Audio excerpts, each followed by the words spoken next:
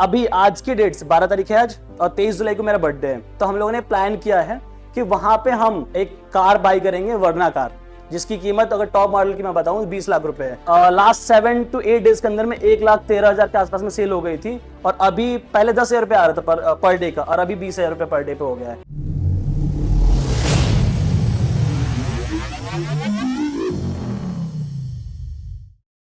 आज हमारे बीच आ गए हैं तनवीर भाई साहब। इनकी एक लाइव स्टोरी हम आपके साथ शेयर करने जा रहे हैं, ठीक है। इनवाइट करते हैं तनवीर को और तनवीर खुद अपने शब्दों में बताएंगे, ठीक है। Hello everyone, I am Tanveer. अभी तो ग्रेजुएशन सेकेंड ईयर में हूँ, लेकिन जब मैं कोर्स स्टार्ट किया था तब मैं लखनऊ आया था पहली बार। क्लास 11th के अंदर मेरा एडमिशन हुआ था SR के अंदर में। तो हमारे अंदर थोड़ा सा पहले से ना एंटरप्रेन्योरशिप का एक है कि हमें बिजनेस करना था, ठीक है। बिजनेस में भी हमें डिजिटल तरीके से ज़्यादा इंटरेस्ट था हमारा। यहाँ आने से पहले मैं नेटवर्क मार्केटिंग कर रहा था, करीबन 3 साल का एक्सपीरियंस मुझे उसमें था नेटवर्क मार्केटिंग के अंदर में। यहाँ आने के बाद से फिर जैसे सर का मुझे ऐड दिखा फेसबुक पे, मेरे वहाँ से बात हुई, फिर मैं यहाँ पे विजिट किया।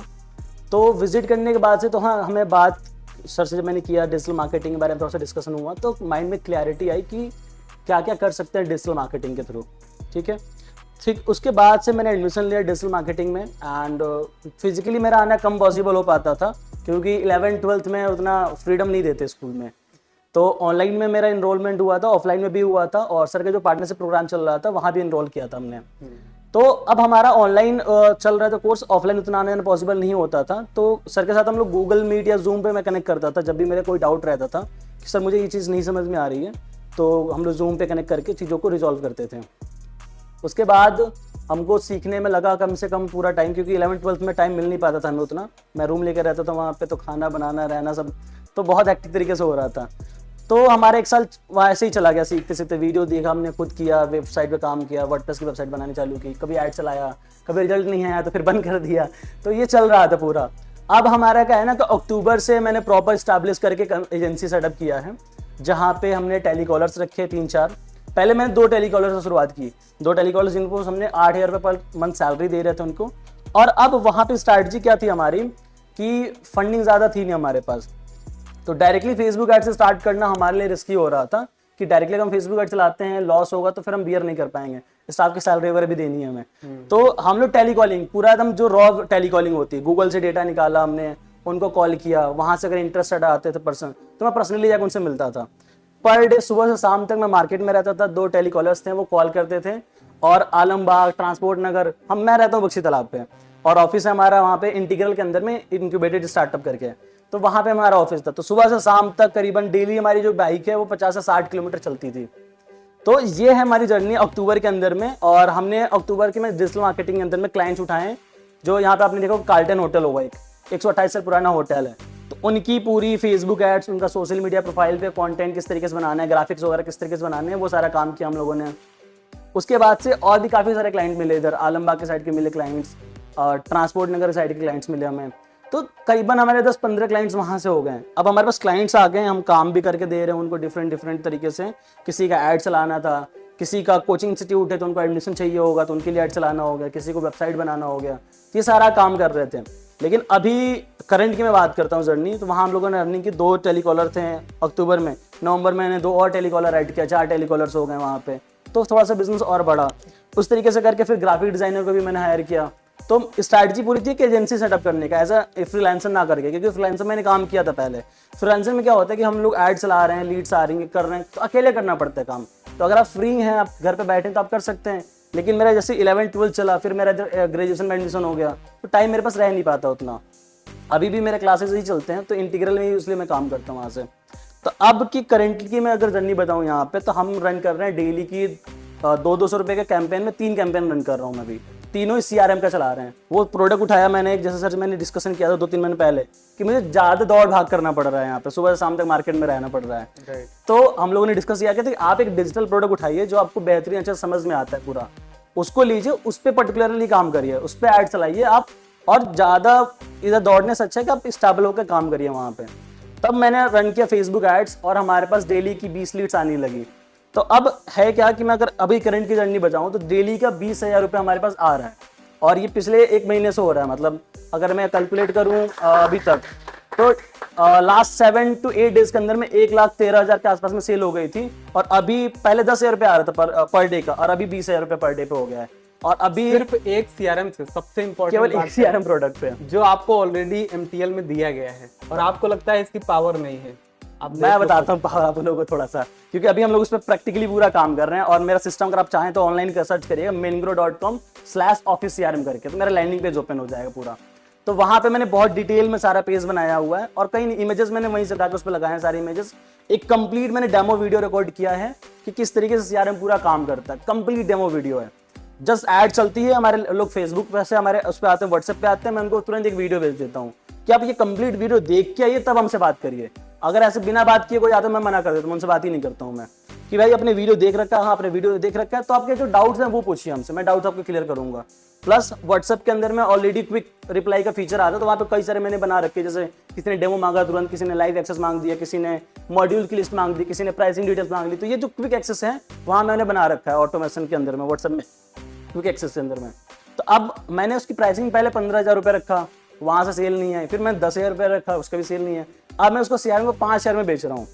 अब उसमें प्राइसिंग समझिए, तो सब CRM 5,000 में है, प्लगइन्स थोड़े बहुत 30 प्लगइन्स उसमें जो मुझे फ्री में मिले हुए मैं दे रहा हूँ उसमें एक्सेस, प्लस इंस्टॉलेशन का 1,000 रुपये अलग से अगर किसी को इंस्टॉलेशन कराना है हमसे, प्लस 1 ईयर का अगर किसी को एक्सेस चाहिए, मतलब सपोर्ट चाहिए एनी पे, तो मैंने 2,000 रुपये उसका रखा हुआ है।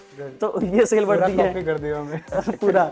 उसके बाद से फिर हमने 3 मॉड्यूल्स, जैसे व्हाट्सएप API, वेबहुक और SaaS प्लगइन, ये तीनों प्लगइन $100 के हैं। ये मैंने ओपनली रखा है, जबकि कोड कैनन पर सस्ते हैं। एक ही प्लगइन केवल $100 का है, मतलब बाकी सब सस्ते हैं। हमारे यहाँ पे तीनों ही हैं।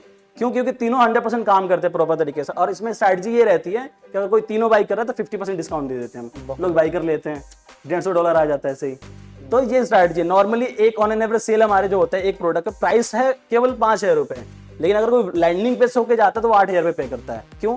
इंस्टॉलेशन चार्जेस उसमें आ जाता है और एनीडेस्क का सपोर्ट वो ले लेता है बाय डिफॉल्ट। और कोई व्हाट्सएप के थ्रू जाता है वहां पे तो कम से कम 10,000 रुपये आता है। क्यों? क्योंकि फिर उसको मॉड्यूल्स भी दिखते हैं वहां पे। तो किसी ने व्हाट्सएप का मॉड्यूल ले लिया, किसी ने SaaS का मॉड्यूल ले लिया, किसी ने वेबहुक का ले लिया, तो ये चलता रहता है। ऑन एन एवरेज 10,000 रुपये एक क्लाइंट पे करता ही करता है।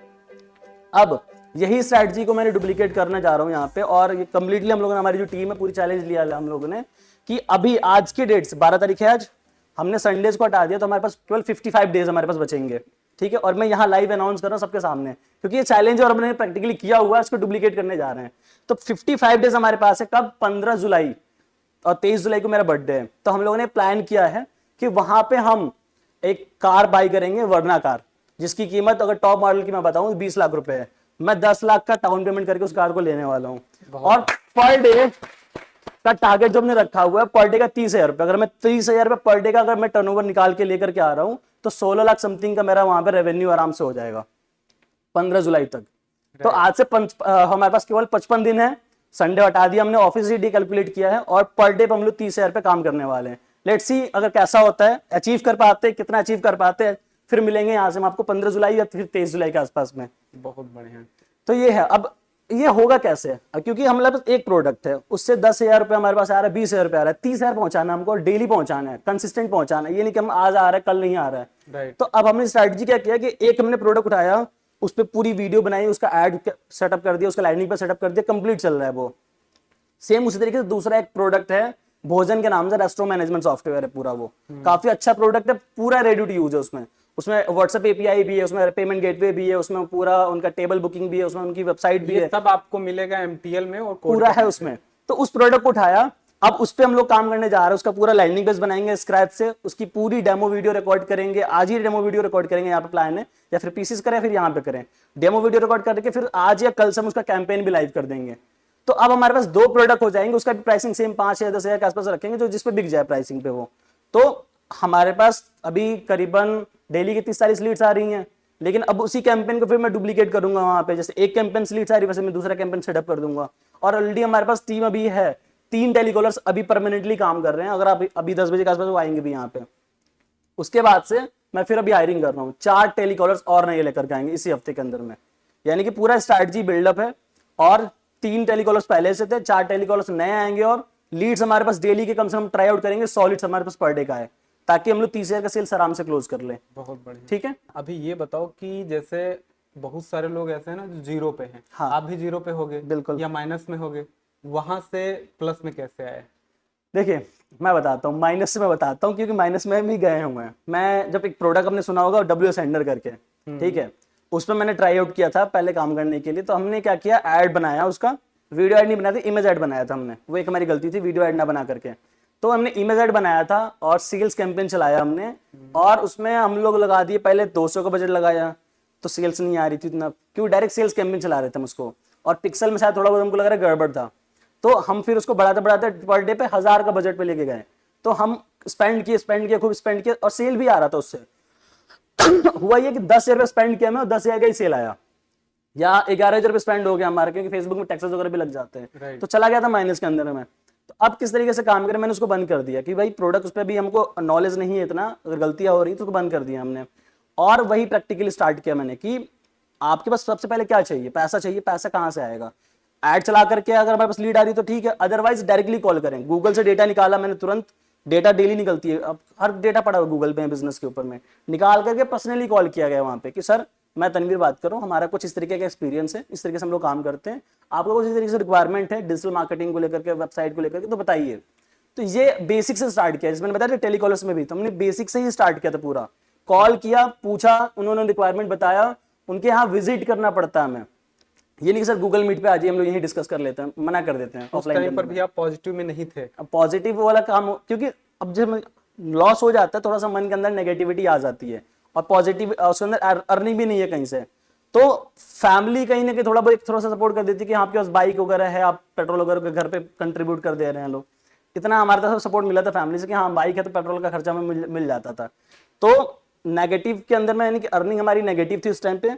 हम उनके वहाँ गए, मीटिंग्स की उनके साथ में, डील क्लोज किया गया, फिर वहां से पेमेंट आना चालू हुआ। तो मोटिवेशन अंदर से आता है, जब एक दो आप क्लाइंट क्लोज कर लेते हैं स्टार्टिंग के अंदर में, तो आपको तरीका पता चल जाता है कि किस तरीके से उनसे डील करना है, क्या प्राइसिंग ऑफर करना है। प्राइसिंग भी बहुत बार कंफ्यूज हो जाता है कि हम लोग क्या उनसे मांगे। हाँ बिल्कुल, कई बार ये स्टूडेंट की क्वेरी होती है, सर ये सर्विस हमें ऑफर करनी है, आप बताओ प्राइस क्या रखना है। तो आप कैसे ये करते थे? सिंपल, मैं स्टार्टिंग में सर के साथ में डिस्कस करता सर प्राइसिंग क्या है, लेकिन उसके बाद ना हमें खुद से मैनेज करना पड़ेगा, क्योंकि एक समय तक आपके पास कोई होगा सपोर्ट करने के लिए, कभी वो बिजी हो गए फिर क्या करेंगे, अब क्लाइंट का चला जाएगा।